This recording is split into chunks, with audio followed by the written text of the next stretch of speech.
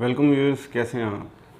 हमारा जो Pakistan stock exchange का इंडेक्स है वो तकरीबन 36,000 के करीब जाके कल उसमें बड़ी हैवी प्रॉफिट टेकिंग हुई है और वो उस जगह पे ज़्यादा माइनस नहीं हुआ क्योंकि सेंटीमेंट मार्केट का पॉजिटिव रहा है पिछले 2 वीक से तकरीबन।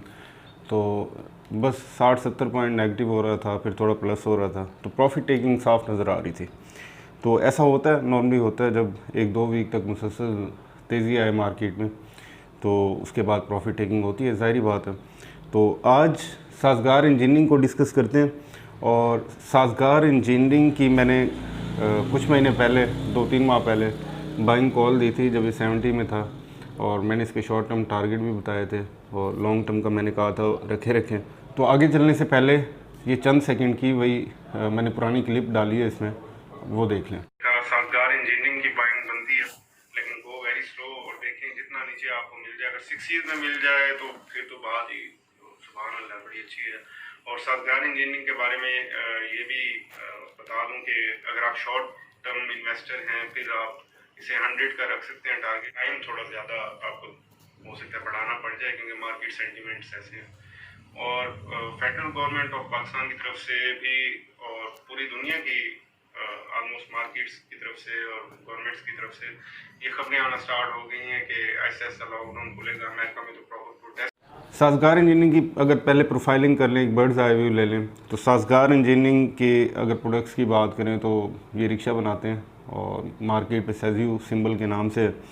और इनके अभी टेम्पो भी आए हैं, छोटे बड़े अच्छे चल रहे हैं, रिक्शा एम्बुलेंस भी आई है। और जो इनका फ्लैगशिप प्रोजेक्ट बनने जा रहा है जिससे इनकी पहचान होगी, वो इनका जो कॉम्पैक्ट कार है, जो इलेक्ट्रिक कार है, वो बन रही है, अंडर प्रोडक्शन है इनका काम।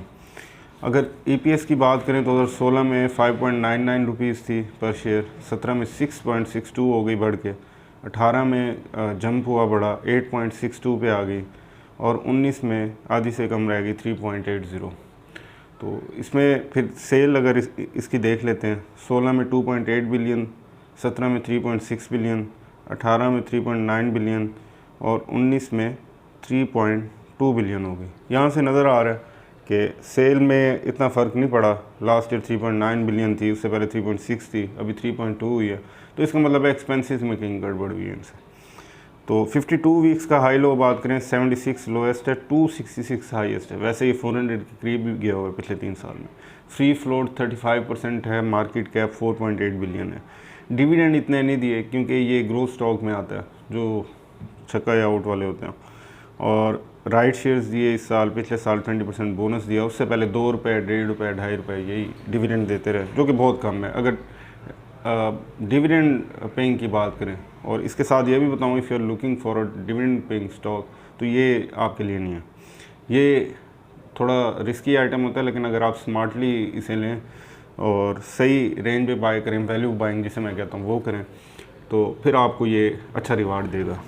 और फ्यूचरिस्टिक प्लान्स की अगर बात करें तो डायरेक्टर रिपोर्ट इसका सबसे अच्छा सोर्स होता है। और डायरेक्टर रिपोर्ट में ये बताया गया कि कोविड-19 की वजह से profitability can take a hit, but we are trying our best to prevent that, और कम से कम इम्पैक्ट हो।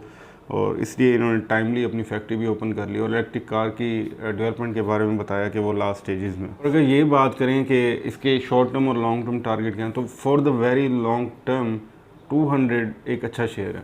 लेकिन इसके साथ साथ जैसे मैं I always urge you guys to do your own research, तो मैं ये भी चाहूँगा आप इसके फाइनेंशियल्स खुद डिस्कस करें। कोई प्रॉब्लम हो तो आई एम ऑलवेज हियर, लेकिन साथ ही डिस्क्लेमर भी ज़ाहिर है होता है। तो ऐसे कोविड-19 का किसी पता नहीं था, तो इस तरह की फिर सारी प्रोजेक्शंस फेल हो जाती हैं अगर कोई ऐसी कैटास्ट्रॉफिक सिचुएशन बन जाए। तो इसलिए उन चीज़ों को भी माइंड में रखा करें। और मार्केट, फाइनेंशियल्स, टेक्निकल्स, इनके अलावा भी मार्केट के अपने सेंटिमेंट्स होते हैं, बाइंग फैक्टर होता है, सेलिंग फैक्टर होता है, और इस तरह की पॉलिटिकल अनसर्टेनिटीज़ को भी ये कंसिडर करते हैं, और सारा कुछ होता है इसमें। तो अभी मार्केट की जो मीडियम टर्म आउटलुक है वो मैंने 3-4 हफ्ते पहले भी आपको बताया, 2 हफ्ते पहले भी बताया, वो पॉजिटिव है अब, क्योंकि अल्हम्दुलिल्लाह कोविड-19 का जो स्प्रेड है वो काफ़ी हद तक कंटेन हो गया। और जो डैम वाले मेगा प्रोजेक्ट्स हैं वो भी अच्छा हुआ है। हाउसिंग प्रोजेक्ट की भी इनाग्रेशन हो गई है, और सीमेंट सेक्टर को भी हमने न्यू हाइज बनाते हुए देखा। और जाहिर है वो डीजी खान सीमेंट की भी अच्छी न्यूज़ थी फ़िलिपीन से, जो उनको एक्सपोर्ट ऑर्डर मिला। तो इन चीज़ों को मद्देनज़र रखते हुए इफ़ एवरीथिंग गोज़ स्मूथ तो साजगार इंजीनियरिंग को हम लॉन्ग टर्म में इंशाल्लाह 200 पे देखेंगे, 200 पास पे देखेंगे। और just to be on safe side मैं वो बता रहा हूँ जो पॉसिबल है। और इस तरह शॉर्ट टर्म में फिर 150 160 ईज़िली ये बना लेगा। तो जैसे उस वक्त भी मैंने ये डिस्क्लेमर भी दिए थे और ये सिचुएशंस भी बताई थी, मार्केट के ट्रिगर्स भी बताए थे, और डेट भी आपको इस वीडियो में शो हो रही होगी जिसका मैंने क्लिप इसमें डाला। और उससे आप देख सकते हैं 4 मई की डेट है, और उसमें आप देखेंगे साजगार इंजीनियरिंग 70s पे था, और मैंने कहा कि जितना लो आपको मिले बाय करें। मैंने खुद 70s में लिया, फिर शॉर्ट टर्म में 107 पे सेल किया मैंने, फिर लॉन्ग टर्म के लिए फिर मैंने जो रखे हुए थे वो पड़े हुए। वो कुछ शॉर्ट टर्म टारगेट्स होते हैं, कुछ लॉन्ग टर्म होते हैं, लेकिन लॉन्ग टर्म ज़्यादा अच्छा होता है। लेकिन जिस तरह की वॉलेटाइल मार्केट है, कुछ लोगों का ये कहना है कि शॉर्ट टर्म ठीक होता है जहाँ प्रॉफिट मिले बुक कर लें। उनकी थिंकिंग भी टू अ ग्रेट एक्सटेंट ठीक है, और ये अपनी अपनी थिंकिंग होती है। जिनको लॉन्ग टर्म में कंपाउंड बेनिफिट मिलता है, कंपाउंड इंटरेस्ट मिलता है, कई गुना बढ़ जाते हैं, उनको फिर लॉन्ग टर्म का चस्का पड़ा होता है। जो शॉर्ट टर्म में प्रॉफिट बुक नहीं करते और फिर लॉन्ग टर्म में वो शेयर दोबारा नीचे चला जाता है, वो कहते हैं शॉर्ट टर्म ठीक है। तो आपने खुद अपनी स्ट्रेटजी बनानी है, और रिसर्च की आदत डालेंगे जब, और आहिस्ता आहिस्ता you will start taking your own decisions, तो you will make great profit इंशाल्लाह। Thank you very much.